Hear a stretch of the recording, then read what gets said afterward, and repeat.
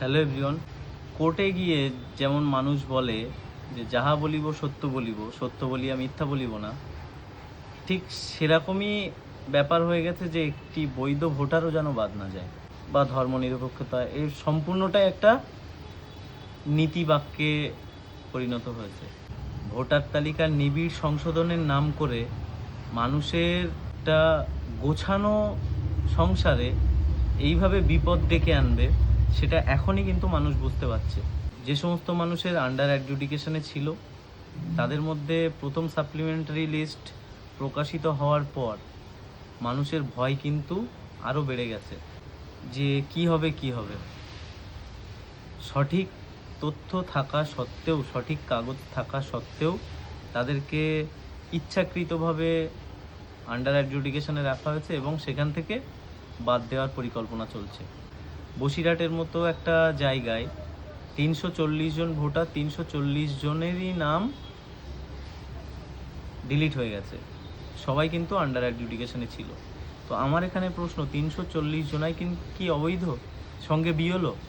নির্বাচন কমিশন যে ভুলগুলো করছিল বা বদমাইশি করছিল, তার ভিত্তি করে সুপ্রিম কোর্ট তার এই বদমাইশিকে বন্ধ করার জন্য কিন্তু বিচারকদের এই আসনে বসিয়েছিল। সেখানে খুব একটা ভালো নিষ্পত্তি হচ্ছে বা হয়েছে বলে আমি মনে করি না।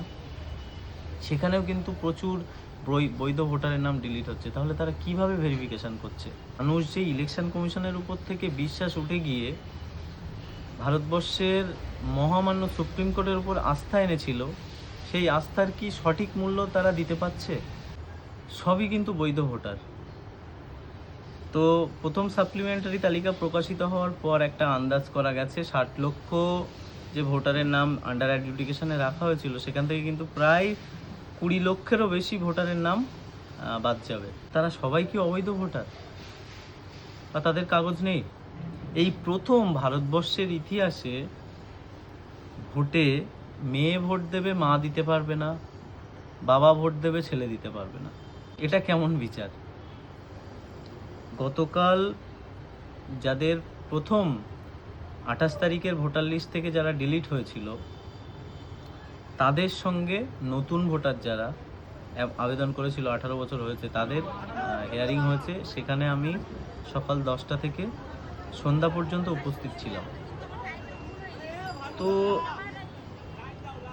কি বলবো আমি, মানুষ যে এতটা অসহায়, সমস্ত কাগজ থাকা সত্ত্বেও তাদেরকে লাইনে দাঁড় করানো হয়েছে, তাদেরকে ডিলিট করানো হয়েছে।